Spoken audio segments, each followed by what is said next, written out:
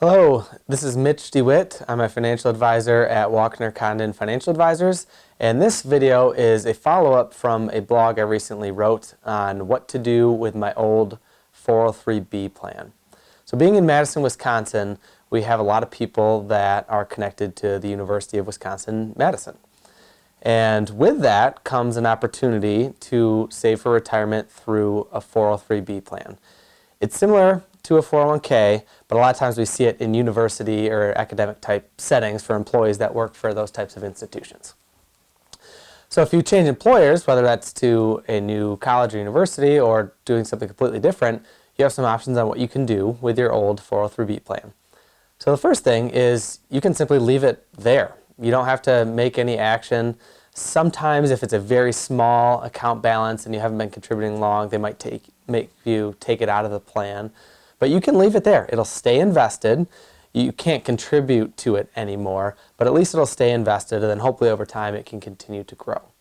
So that's one option. Number two could be a rollover. And the rollovers have a few different options in and of themselves, but two, you can roll it to your new employer plan. So if your new employer has another 403B or even a 401k, you can roll it into that plan, assuming the plan allows that. The other thing you could do, number three, would be also a rollover, but a rollover into an IRA.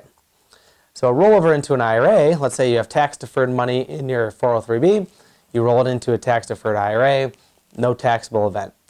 So anytime you hear the word rollover, if it's tax-deferred to tax-deferred, or in some cases you might have Roth money to Roth money, if you do it correctly, there's not going to be a taxable event at the time of rollover. So those are the first three.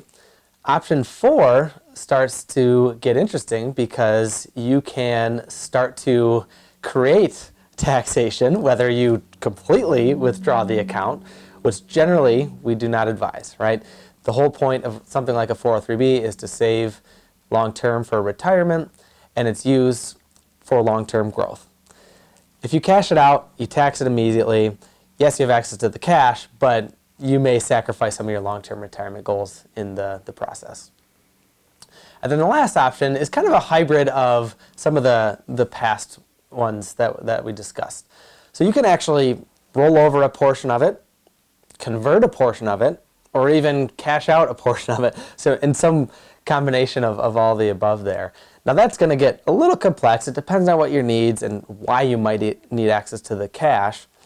And also when it comes to a Roth conversion strategy, you're going to be taxing a portion of it now, taking tax-deferred money, putting it into the Roth bucket, and that's a decision you should definitely consult someone like myself, a financial advisor, or a tax professional. Seek professional advice when it comes to your long-term strategy on coming up with some sort of hybrid approach.